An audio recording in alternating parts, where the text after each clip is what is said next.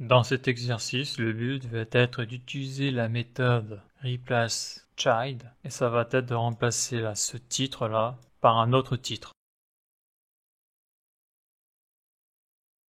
Donc le fichier HTML de base, on a un titre H1 et dessous un paragraphe. Donc quelque chose de très basique. Voilà. Donc replace child, donc c'est une méthode pour remplacer un nœud enfant. Donc lorsque l'on va sur la documentation du MDN pour avoir plus d'informations, on peut lire que la méthode replace child remplace un nœud enfant du nœud spécifié par un autre nœud. On peut voir la syntaxe, le nouvel enfant, le vieil enfant et le nœud parent. Donc il va falloir créer l'élément, sélectionner l'ancien élément qui va être remplacé et surtout récupérer le parent du H1.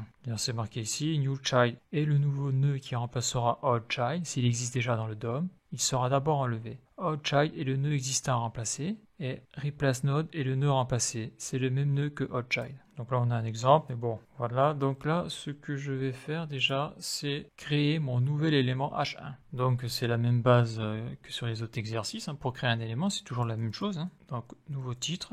Le plus dur, je trouve, c'est déjà maîtriser les méthodes, savoir les utiliser, savoir comment elles fonctionnent, et puis après de bien sélectionner le nom des variables. Donc là, c'est l'objet document. Donc j'utilise la méthode create élément, et là je vais créer un élément H1. CTRL S. Donc moi je vérifie toujours, parce que quand je vérifie pas, j'ai des problèmes. Donc console log et je mets nouveau titre, CTRL S. Et là si je vais sur la console, donc on peut voir que le H1 a bien été pris en compte. Et que pour le moment, dans linéaire HTML ou linéaire texte, on a deux guillemets. Par contre c'est vide à l'intérieur. Maintenant que c'est fait, je vais mettre mon nouveau texte dans la base H1. Donc je sélectionne l'objet nouveau titre. Dans la variable nouveau titre, on a l'élément que l'on a créé, H1. Et là, par contre, pour aller plus vite, j'utilise la méthode innerHTML. C'est vrai qu'elle est rapide, c'est là, pour mettre du texte. C'est pas une méthode, c'est une propriété, mais ça va beaucoup plus vite que de le faire avec la méthode createTextNode. Donc là, je vais marquer l'apprentissage du JavaScript.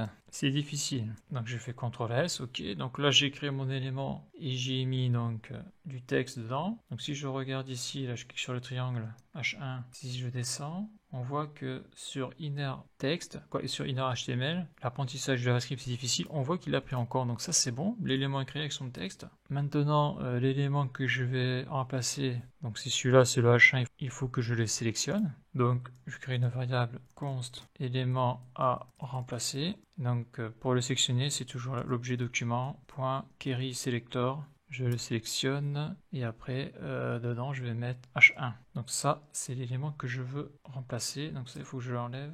Voilà. Donc là pour le moment il n'y a pas d'erreur. Pour le moment là ça n'a pas bougé. Donc maintenant j'ai sélectionné l'élément que je veux remplacer. Donc ça c'est H1. Il faut que je sélectionne le parent de H1. Donc le parent de H1, vu qu'il n'y a rien du tout là dans la feuille HTML, là, c'est le body, car le H1, juste au-dessus de lui, c'est le body est son parent, le H1 c'est l'enfant du body. Le P est aussi enfant du body. Donc là, il va falloir que je sélectionne le body comme parent. Donc là, je vais créer une constante parent. Donc là, c'est facile, il n'y en a qu'un. Donc document.querySelector et je vais chercher l'élément HTML, la balise, qui est body. Donc maintenant, j'ai tous les éléments. Donc je vais pouvoir utiliser la méthode replaceChild. Donc là, vu que je vais remplacer le nœud, j'ai même pas besoin de mettre un nom de variable. Donc là, il me dit qu'il me faut le nom du parent. Donc le nom du parent, ça va être parent. Point. Parent que j'ai défini ici. Dedans, il y a le document.querySelectorBody. Donc je sélectionne le body. Après, je vais utiliser la méthode replaceChild. Donc là, on peut voir qu'il y a un paquet de trucs dans le parent. Vu que c'est le body, c'est normal.